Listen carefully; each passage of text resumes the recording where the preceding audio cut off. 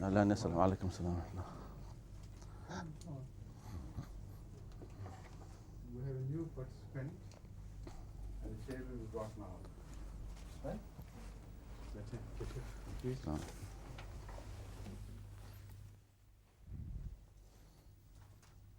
How are you, chair?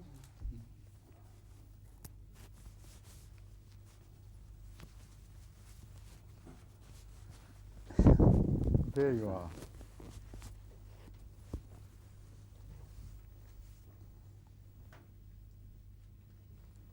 Yes, please. واصل الترجمة. ومن ضمن ما ذكره الأستاذ عطاء المجيب راشد أن هذه الشروط العشرة هي عينة أو نقطة البداية لأي شخص ينضم إلى الجماعة الإسلامية الأحمدية، ويجب على أفراد الجماعة أن يتفقدوا أحوالهم في كل سنة وفي ذلك التاريخ، وأيضا أن يستعملوا هذه الشروط العشرة للتمهيد للإخوة الذين لم يسمعوا من قبل بالجماعة كي يتقربوا منها أكثر وأكثر. Just introduce the 10 conditions of path. That's right. Now, It's from right now. she has become first. So my first question is why would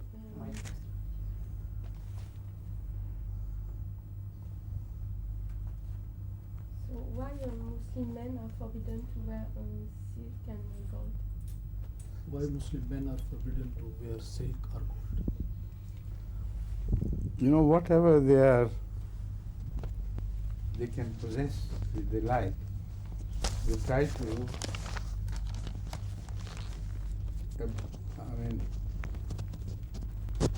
they try to possess it, capture it, and own it, with the result that there is nothing left for women to wear. For instance, in Ghana, gold is worn by pagans and Christians alike in golden areas. I visited those areas, and I was amazed to find that women were without any gold and men were clad in gold from top to bottom, wearing gold bangles up to here. So it was there that I first thought of why men were prohibited, among other things, of course. And silk also is entirely for the ladies to wear. It's not just that reason which I have just mentioned. The reason is that it goes with the character of ladies, softness and loveliness and things. They go with the character of ladies.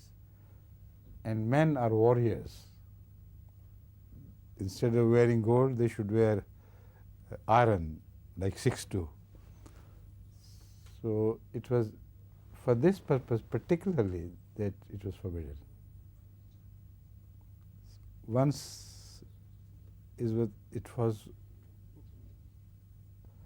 a command of the Prophet, but this thing, what I'm just going to tell you, happened afterwards. It was Khalid bin Walid or somebody who returned from a jihad expedition, and he was wearing a silken something which looked like silk. So I think it was Hazrat Umar who became very angry with that and asked him why he was doing this. So he lifted his shirt, and all inside it was armor, etc., everything. That indicates, as I read it, that according to whoever it was, if it was Khalid bin Walid, he thought the reason why men are forbidden to do this is because it will interfere in their qualities of being warriors. So he pointed at his armor. Despite this, I'm still a warrior. It does not interfere with my task of waging jihad against the enemies of Muslims. So this is one possible reason why it should have been. Right? But you're not wearing any gold, are you? No. He's a warrior then. Huh? Seems like a warrior. Warrior-like character. Good.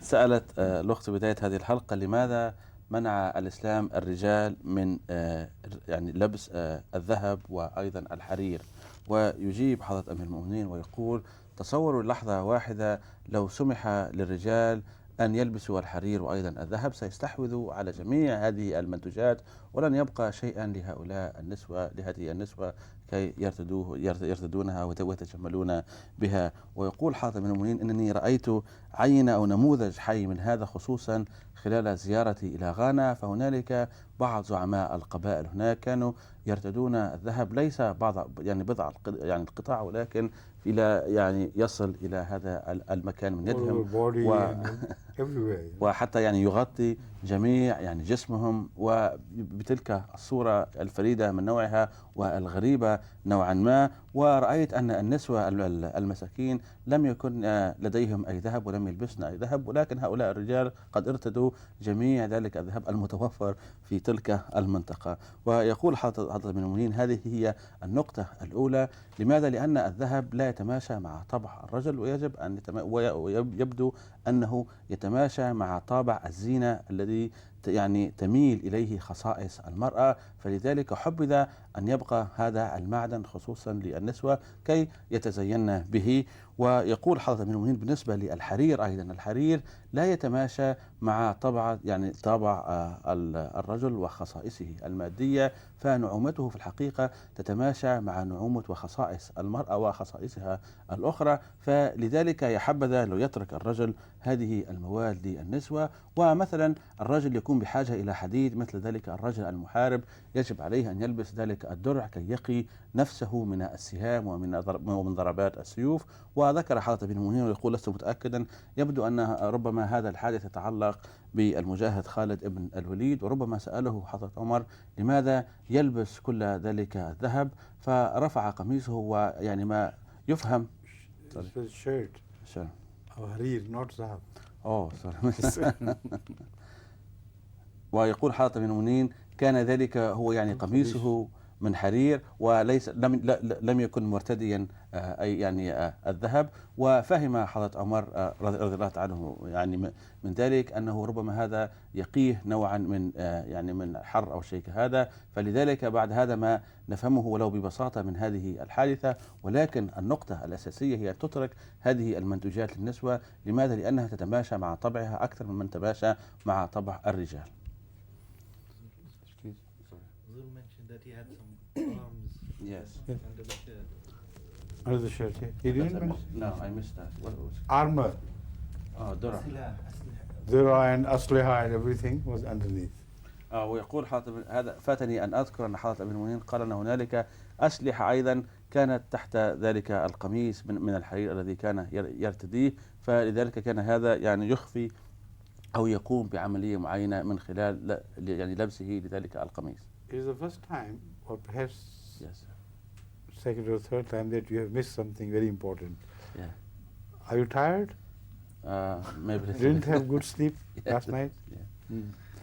Because previously, even if I spoke for a very long time, you never missed even a single point. See? So be alert if it is not. Turkey, please. That's a good representation of ladies, eh? MashaAllah. Please. Did any of the previous civilization achieve some material progress as this civilization is experiencing in this modern age? Understood? Not Nor did I fully. No. All right, shall I repeat it? You did? Did any previous civilization achieve the same progress as the present one? Yes. Which modern civilization has achieved? modern age is experiencing? Yes. now? تسأل الأخت وتقول: هل هنالك حضارات قديمة تحصلت على المستوى التقدم الذي تحصلت عليه حضاراتنا في أيامنا هذه؟ It's very interesting that only the other day I was reading a report on their findings on Pompeii, which is called in Urdu Pompeii. And there I first found this mentioned by the non-Muslim Western scholars what has been already mentioned in the Quran. Those who investigated the things and found what they indicated, one of them has written that the evidence has emerged from there that their civilization and their scientific achievements were no less than ours, even greater. So the writer explodes the myth that we are at the foremost of progress. He says, judging from that, we can safely conclude that human progress in the past ages was even greater than ours. So that is the answer to your question. But the Holy Quran is very specific on this. I have mentioned these verses many times before, that what you think you have achieved, people before you achieved even greater things. See? يقول حاتم بن منين أن هنالك، يعني كنت أقرأ منذ مدة مقال هام حول هذا الموضوع وفي خصوص منطقة أو حضارة اسمها بومبيا. يقول حاتم بن منين أن ذكر بعض المؤرخين أن تلك الحضارة قد وصلت إلى تقدم ورقي لدرجة أنهم، يعني هنالك من المؤرخين والباحثين من قالوا أن يعني حتى في عصرنا الحالي لا يضاهي تقدمنا وما وصلنا إليه إلى ما تقدمت إليه تلك الحضارة. وهذا طبعا من خلال تلك المعطيات التي يعني من خلال بحوثهم والآثار التي تحصل عليها. ويقول حضرة أمير المؤمنين أن القرآن الكريم قد وضح هذه النقطة منذ يعني أمد طويل وبعيد، وقال أن يعني فسر للإنسان أن النقاط التي وصلت إليها وهذا التقدم الذي وصل إليه الإنسان إذا فكر مليئا سيجد أن هنالك حضارات أخرى وصلت إلى نقاط أحسن بكثير وأطول بكثير مما وصل إليه هو. Aisha, when you are here, I do not have to cast even a single glance at who is operating the camera. It has to be Momin. There you are, you see. I didn't notice his presence, only I thought you were looking very well and exceptionally alert. Then looked up and saw the Momin was there. Good, please. What is the Islamic view about animals used in places of entertainment, for example in zoos or circuses, for the amusement of others? تسأل الأخت عن رأي الإسلام حول الحيوانات التي تحفظ في حدائق الحيوانات أو في السيرك أو ما يشابه ذلك. ما هو رأي الإسلام حول هذه الحيوانات؟ There is a verse of the Holy Quran which says, وَإِذَا الْوُحُوشُ حُشِرَتْ. When the wild animals would be gathered together. So it's not in vain, this prophecy. If not for anything else, just to see the prophecy of the Quran fulfilled, we should visit these places, but not the filth which goes along with it. So instead of circuses alone, we should visit the zoos, etc. But in circus, there are two additional things in which we may be interested. We may be, but we should not be interested in maybe. One is the role of girls and women and all that, and they're dancing and they're exposing themselves. This is not Islamic. But the way they train the animals,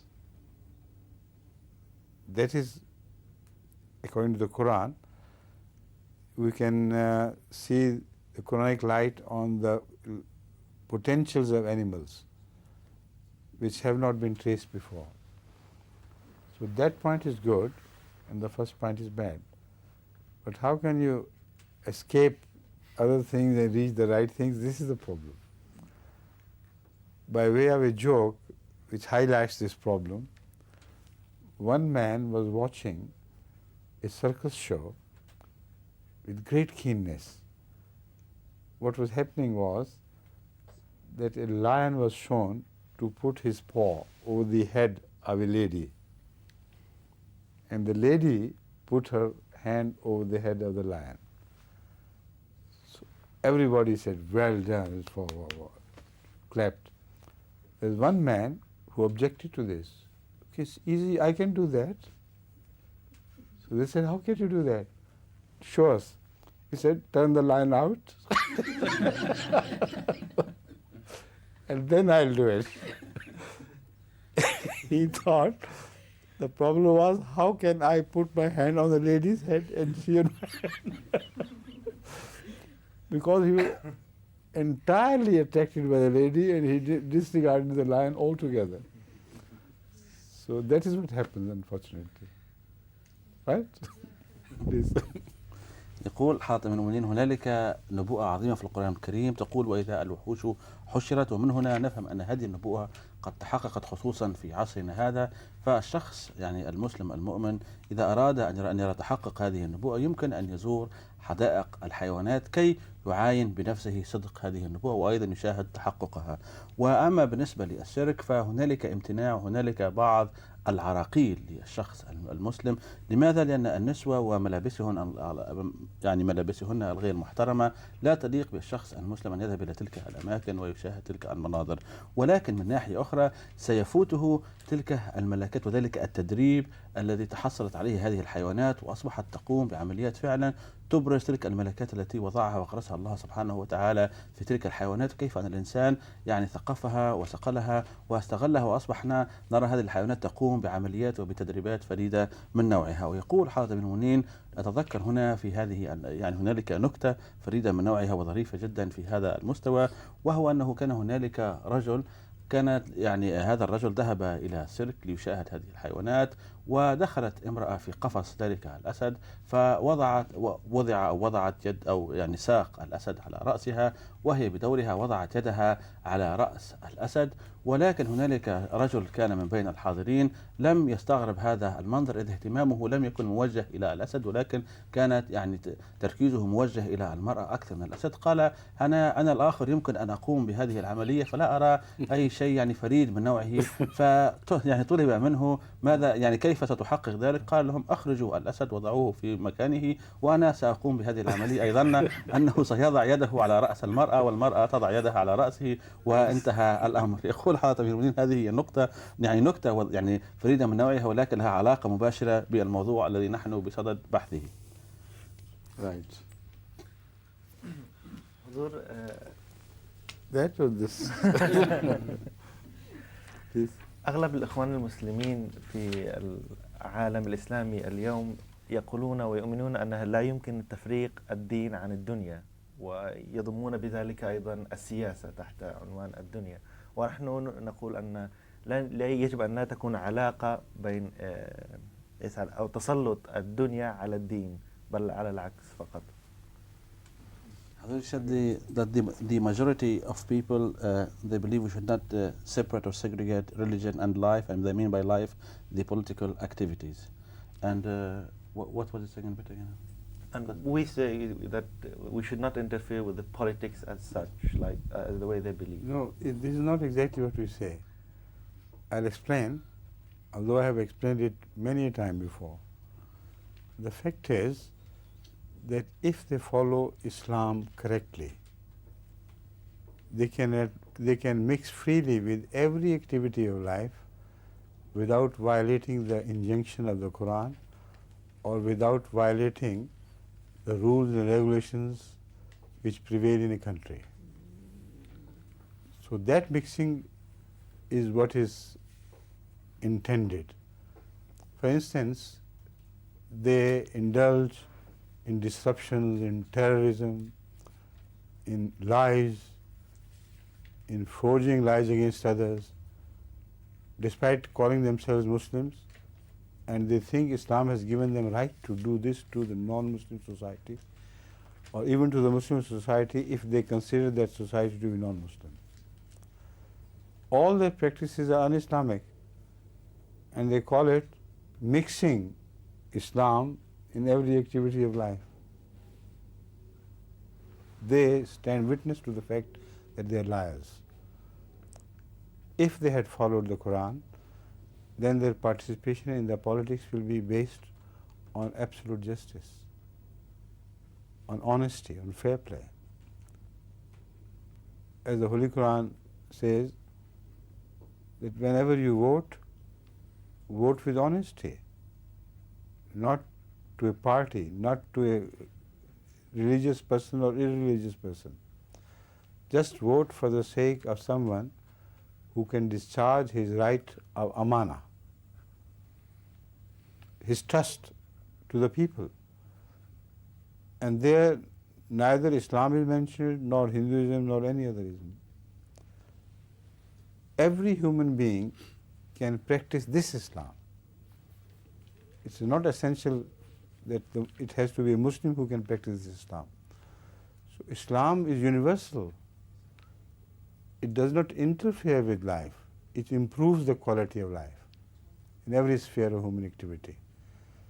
So if you build this theme further, you will be amazed to find that when Islam says it is universal, it covers everything, it does not mean that it covers filthy politics. It only presents politics as purified, simple and plain and truthful. But if you follow this injunction, there will be no politics left. Politics is now understood to mean play fraud either on your own people or on some other people.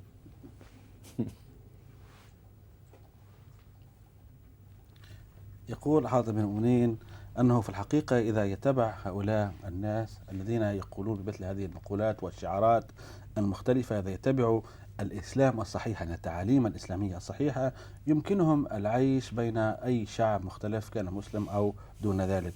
ولكن الصورة التي يعرضونها وفهمهم الخاطئ عن الإسلام، هم يعرضون الإرهاب والكذب والخداع ويقولون أن هذا هو الإسلام ولذلك يجب أن نفرض حكمنا أو ننعزل أو إلى غير ذلك، ويحضرون أوهام وأفكار غريبة. يقول حاطب بن المؤمنين: أي إسلام هذا الذي يمزجونه والذي يعرفون به؟ فأعمالهم فعلا تدل على قمة الكذب الذي يعرضونه. ثم يقول حاطب بن المؤمنين أن القرآن الكريم واضح في هذا المجال، فيعلمنا يعني هنالك آية في القرآن الكريم تدل خصوصا على تأدية حق الانتخاب، والله سبحانه وتعالى يسمي ذلك الحق وأشار إليه بأنه أمانة، ويأمرنا أن نؤدي تلك الأمانة إلى أهلها، أي إلى الشخص الذي يستحق ذلك، أي الشخص الذي فيه تلك الكفاءات، شخص يكون أمين ويكون صادق وتبرز فيه هذه الخدمات وحبه يعني لشعبه وأهله. فذلك الشخص يجب نحن كمواطنين في أي بلد أن نؤدي الأمانة، أي ننتخب ذلك الشخص. ولكن إذا ننتخب شخص آخر ونعرف فيه سمات النفاق والكذب وإلى غير ذلك، ففعلا هنا لم نحترم هذه الأمانة إذ أديناها إلى شخص ليس أهلا لها. ثم النقطة الثانية، يقول حضرة ابن المؤمنين في نفس الآية: تعلمنا القرآن الكريم أن النظام الإسلامي الصحيح هو ذلك نظام العدل، فهذا النظام هذا ما نصه القرآن الكريم، فأي شخص في أي دولة بإمكانه أن يطبق هذا المفهوم من الإسلام، وهو يعني أي نظام مبني على العدل هو نظام إسلامي، وليس فقط يجب على الشخص أن يكون مسلما كي يطبق هذا النظام الإسلامي، ولكنه هذا فيه تلك الخصائص، خصائص عالمية الدين الإسلامي، بإمكان أي شخص أن يطبق هذا العدل العالمي. ثم يقول حضرة ابن المؤمنين أنه في الحقيقة الإسلام يحسن مستوى حياة ومستوى عيش أي فرد، ولا يستطيع يعني الإسلام أن يفرض قوانينه على أناس آخرين، ولكن بالعكس الإسلام يمكن أن يطور مستوى عيش لأي شعب ولأي يعني بغض يعني النظر عن ديانتهم. ولكن إذا رجعنا مرة أخرى إلى المفهوم السياسي المتعارف عليه وما اشتهر به اليوم، فالسياسة أصبحت يعني لعبة خداع وكذب ونفاق. فأي سياسة التي يريدون أن يفرضوها في هذه الأيام، وعن أي سياسة يتحدثون؟ Did you mention terrorism? Yes, in the beginning, إرهاب. A little bit, but I want to enlarge upon this factor. Islam does not permit anyone to take the law of the land in his own hand. Categorically rejects this possibility. So much so that hijrah is essential for whatever revenge you want to take against the people among whom you lived a suppressed, oppressed life.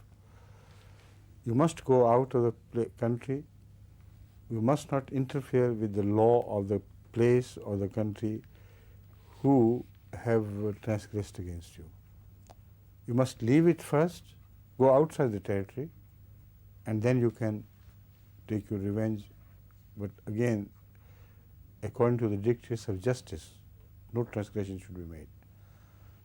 Now this is the history of Islam during the period of Hazrat Muhammad Rasulullah Sallallahu Alaihi Wasallam. Did he not understand what Islam meant when it is said that Islam covers every sphere of life?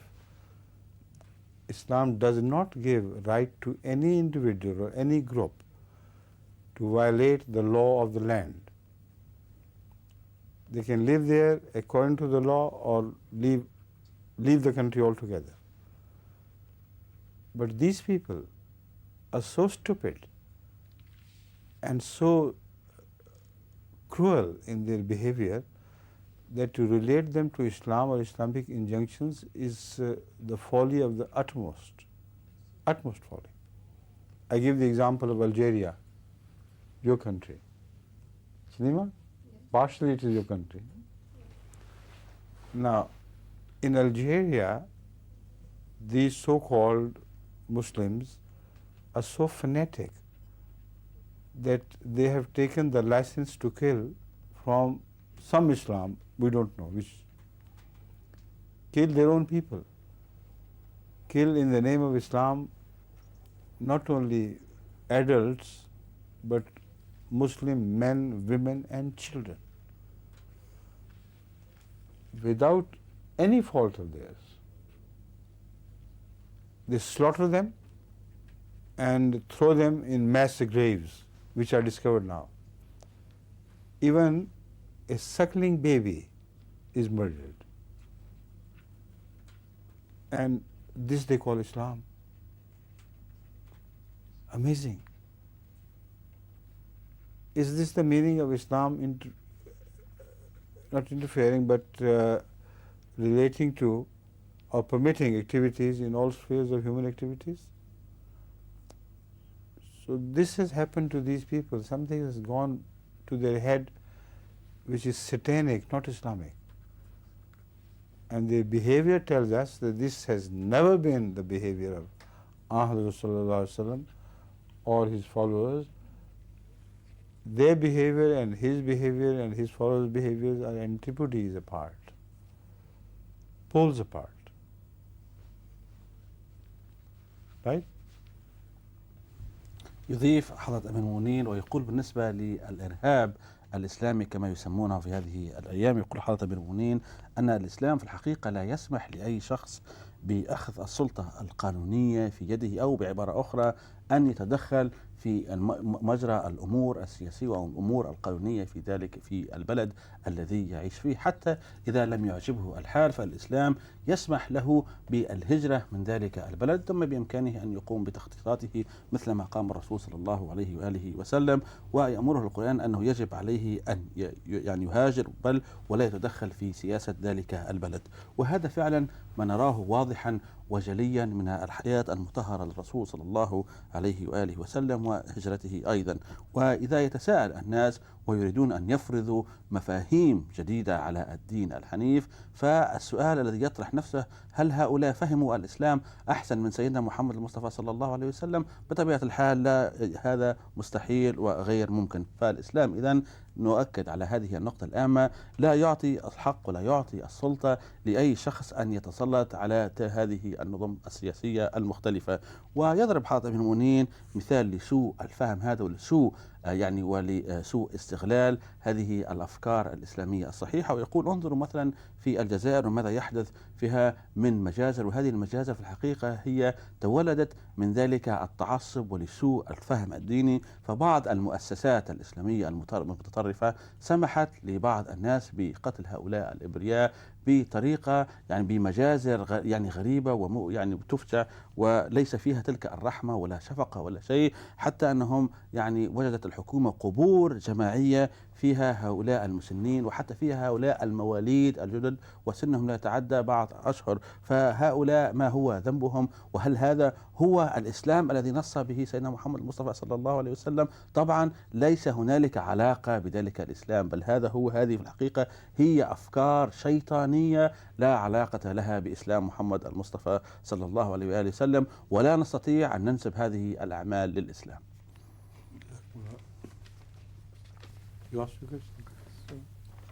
Abdul Rahman, mashallah. Is there a question from two verses of the Quran? Al-Baqarah 130.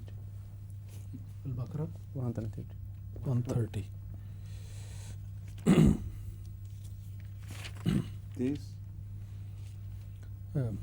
أعوذ بالله من الشيطان الرجيم بسم الله الرحمن الرحيم ربنا وبعث فيهم رسولا منهم يتلو عليهم آياتك ويعلمهم الكتاب والحكمة ويزكيهم إنك أنت العزيز الحكيم. Translation is, and our Lord, raise up among them a messenger from among themselves, who may recite to them thy signs, and teach them the book and wisdom, and may purify them. Surely you are the mighty, the wise. The other verse, chapter 62, verse 3. Chapter 6, 62. 62. Verse 3. Chapter 63. 62, verse 3. Yes.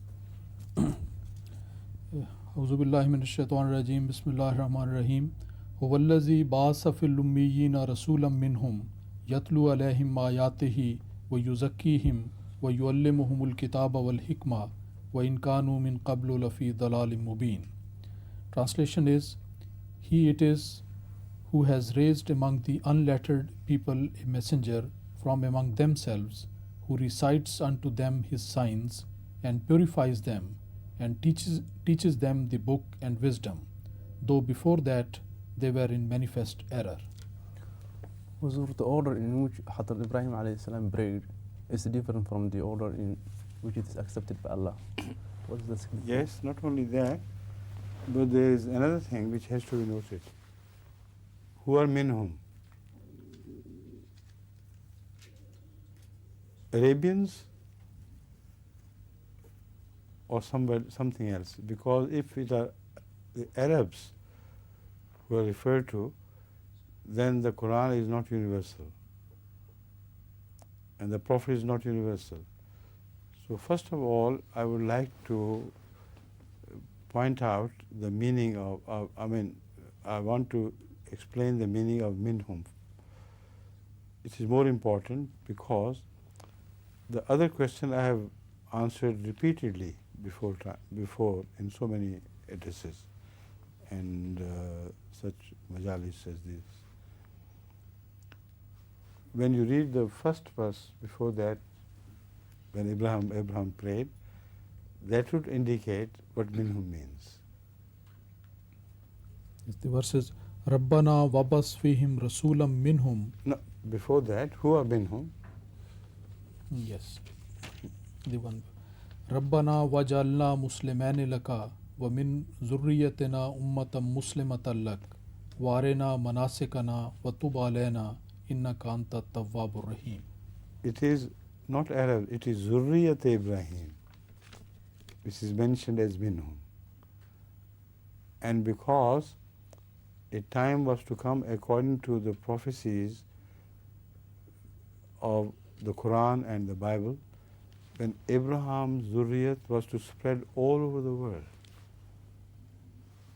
At the time of Ahzab's appearance, that had happened. So it is wrongly understood that minhum means only the Arabs. Because in answer to the prayer of Abraham, minhum must mean the progeny of Abraham. Why unlettered? Because at that time, ظهر الفساد في البر والبحر had happened. They'll all become ignorant people. So not unlettered only, the ignorant. So we say unlettered out of respect for Rasulullah Sallam. because he was from among them, and we will have to visualize Rasulullah sallam as being ignorant, na'uz billah. But to be one of the ignorants and not to be ignorant, this can only become possible with revelation from Allah. And this is the situation we are reading. All the world had become or had received the progeny of Abraham, all scattered over. And that was the time when Rasulullah appeared, and that was the time when ignorance ruled supreme, not only in Arabia but elsewhere as well. So this means that Rasulullah, when we connect these verses of the Quran, Abraham's past and the future, according to the Quranic predictions, then we understand the meaning of this verse. Rasulullah does emerge to be a universal prophet, and the Quran does become a universal book of divine dictation. Right? سأل الأخ عبد الرحمن عن الترتيب أو التسلسل في عبارات دعاء حضرة إبراهيم عليه السلام، وكيف أن الله سبحانه وتعالى قبل طلبه ودعائه ذلك، ولكن التسلسل قد تغير. ويسأل حضرة ابن المؤمنين يقول أني قد أجبت على هذا السؤال في فرص فارطة، ولكن أريد أن أؤكد في هذه الحلقة على منهم هنا، هل الضمير يعود على العرب أو يعود على شعوب أخرى؟ يقول حضرة أمير المؤمنين إذا فعلا كما يتصور بعض الناس أن منهم هنا مقصود بها العرب، فمعنى هذا الإسلام سيفقد تلك الميزة وتلك الخاصية الفريدة من نوعها، وهو أنه دين عالمي. ولكن هذا ما هذا إلا افتراض فقط.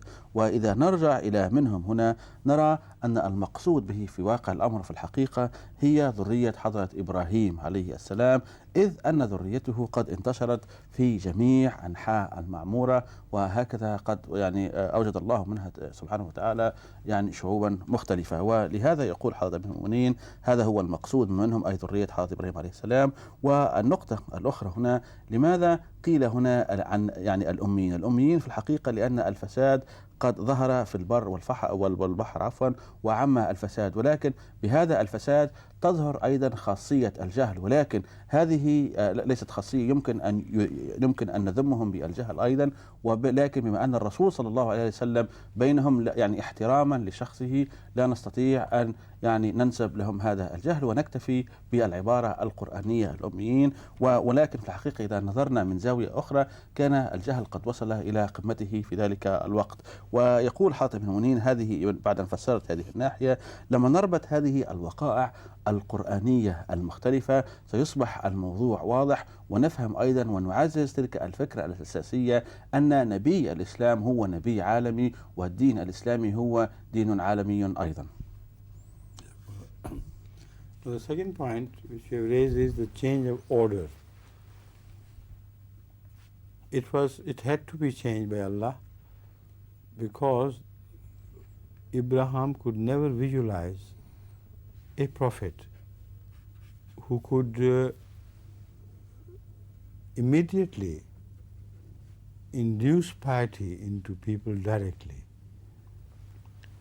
with the result that teaching and the understanding of teaching would come later.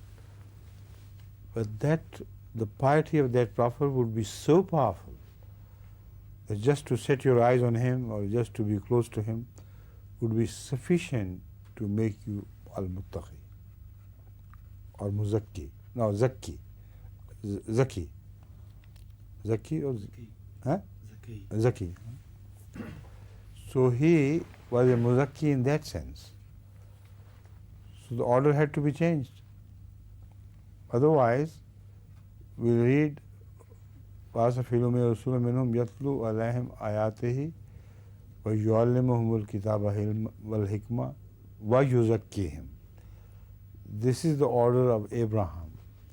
Allah's order is different.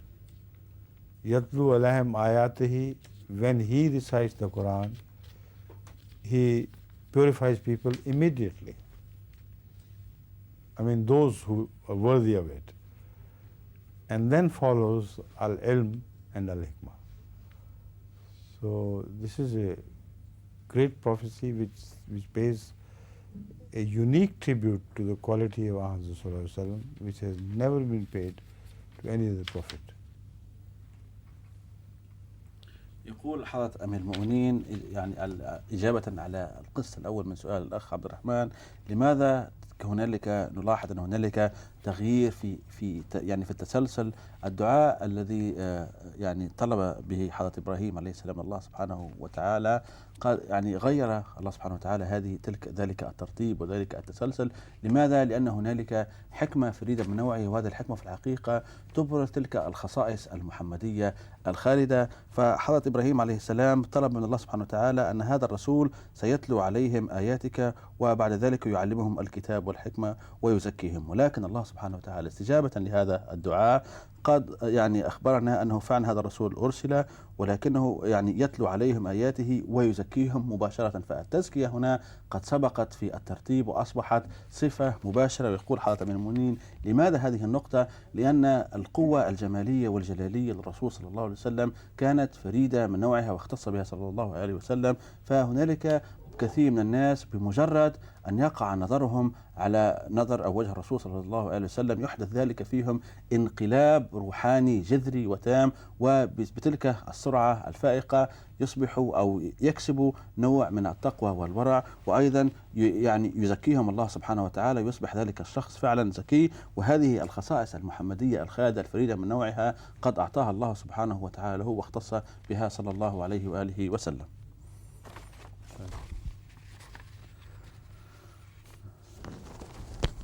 Why do you have an independent microphone in future and a chair, of course, you will not forget, please. My question is again about clothes. Why is it prohibited the saffron color in clothes? And about this gold, I make a promise to God that I will not wear gold, and now I don't know what should I do to break this. I understood the last bit. Very clever. The last bit. I did. She said, I promise to God Almighty that I will not wear gold again. You will not? She will not wear gold. This is what I understood. Again? Yeah. This is a wrong promise. I know. So you pay for some sadaqah, zakat, according to the Quran, because this is a false vow you have made. And this must be broken. But you pay some sadaqah for the poor as prescribed by the Quran, and then you will be free to wear gold. Right? And the first bit, you're not allowed to wear yellow color, you said? Yes. That also goes, the same goes for that. It's not yellow color. I read a hadith where it is said that I don't. It is prohibited in Islam to wear saffron color. Saffron color. She said she read a hadith where it says that we are not allowed to wear saffron color. No, this is wrong. The hadith indicates the color of the clothes worn by recluse. Those who separate themselves and break their ties with the world and live in small hermits. So because they wore colors like that, so that is why Rasulullah did not permit or protested against that, because if any Muslim would be wearing that thing, he would be taken to be the recluse, not a Muslim. So if you wear yellow, I am quite sure you will not be taken as recluse. Right? Everybody will understand this is Salima, not a recluse. كان سؤالها قالت أنني قرأت أن هنالك حديث لا يسمح للمسلمين بلباس اللون المصفر. يقول حضرة المؤمنين بالنسبة لهذا الجزء الأول، يبدو أن كان هنالك فئة من الناس من يعتزلون ولهم يعني تطبيقات ورياضيات يعني خاصة بهم بعيدة عن الإسلام، فكي يحفظنا الإسلام كي لا نتشبه بهم منع المسلمين من أن يلبسوا ذلك اللون الذي اختص بهؤلاء فقط. أما بالنسبة لسؤال القسط الأول من سؤالها، وهي قالت أنها قد وعدت الله سبحانه وتعالى أنها لن تلبس أي خاتم أي شيء من الذهب في المستقبل، فماذا تفعل الآن؟ نقول حضرة المؤمنين هذا الوعد هو وعد خاطئ، ويجب عليها أن تدفع صدقة مثل ما ينص القرآن الكريم، ولا حرج عليها في إمكانها بعد ذلك أن تلبس الذهب من جديد.